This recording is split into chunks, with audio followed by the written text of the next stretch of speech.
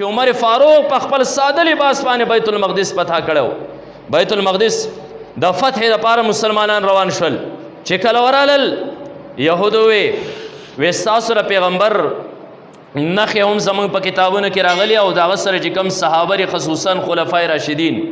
د هغو نښې هم زموږ کتابونو واضح کړي دي. ستاسو چې کوم موجوده امیر دی خلیفه عمر فاروق د هغه نښې راته وښیي چې موږ یې د خپلو کتابونو سره چک کړو چې هغه سړی دی او که نه دی. که هغی نه بیا نښې موږ ته خوښې شي اوس یې ورته نه وایي وروسته به تاسو ته ووایي چې دا نښې دي بیا موږ جنګ نه کوو بیا ځان خرابول دي. او که هغه نه بیا کرے زور ولګي زموږ بیت المقدس زموږ نه نشي فتح کولی. عمر رضی الله تعالی عنہ ته صحابه مرګر ورته امیر المؤمنین راشد اوس نښې کتل غواړي. امیر المؤمنین روان شو په یو سورلی باندې اوښ دی ورسره خادم او غلام دی. غلام ته وایي پر یو اوښ باندې ځو لږ د قناعت نه به کاروالو اسراف نه کوو دا اوښ ځکه چې یو انسان پیدل سفر کولی شي نه چې ستړی شي هغه به یې اوښ ته راوخیږي او بیا به بل دا اوښ مهار نیولی نه بیا به هغه اوښ ته وخیږي بل به ورسره پیدل رواني. نه غلام ته کله به ته سورلي کې ما به اوښ نیولی د مهاره کله به زه سورلي کوم تا به اوښ چې کوم دی د مهاره نیولی روان به یو. روان شه صدیق اکبر عمر رضی الله تعالی عنہ جامې اغوستې وې جامو کې مختلفې ټوکړې پیون شوې ښه د هر رنګ ټوکړې وې او بیا د خوند او د مزې خبره ده چې یوه ټوکړې او ځای کې کمیش لیدلی او نه هغې کې چېرته ټوکړه نه ومیلاو شي نو سرمنې موندلې او هغه یې ورته پیوند کړې وه.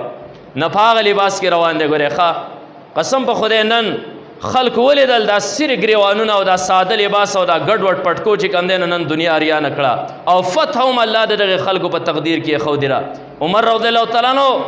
نن د دنیا سفر پاور چې کوم دی نو صفر د هغې نه جوړ شو او هغه شلیدلو ګریوانونو چې یو پیسار په خپو او بل په خپو نه یو پنسه ښکته او بله بره تڼۍ چې کوم دی دا شلیدلې بالکل هغه سر ګریوانونو نن دنیا چې کوم دی نو الحمدلله فتح کړه. ځکه د امریکې چې کوم مخکینی صدر جار ډبلیو بوشو کې څه بلا وه هغه افغانستان کې موږ د صلیبي جنګ اعلان کړی دی. نن الحمدلله افغانستان کې طالب جنگ نه دی ګټلی عالم اسلام جنگ ګټلی دی صلیبي جنگ ګټلی شوی دی. د یو انسان په زړه کې چې دا اوري د دانې برابر هم ایماني هغه په دې باندې خوشحالي مناوئ کم چې پې نه مناوئ د هغه نه ایمان رحلت کړی دی تګې تې کړی دی. نو عمر رضی الله تعالی روان دی نه کله غلام په اوښ باندې کینی او امیر المؤمنین جلب مخکې نیولی رواني او کله امیر المؤمنین کینی غلام جلب نیولی مخکې رواني. بیا د خوند او د مزې خبره ده کله چې فلسطین بیت المقدس ته ورورسېدل خلک راوترې مخکې عمر رضی الله تعالی کې نښې ګوري نه په دغه ټیم کې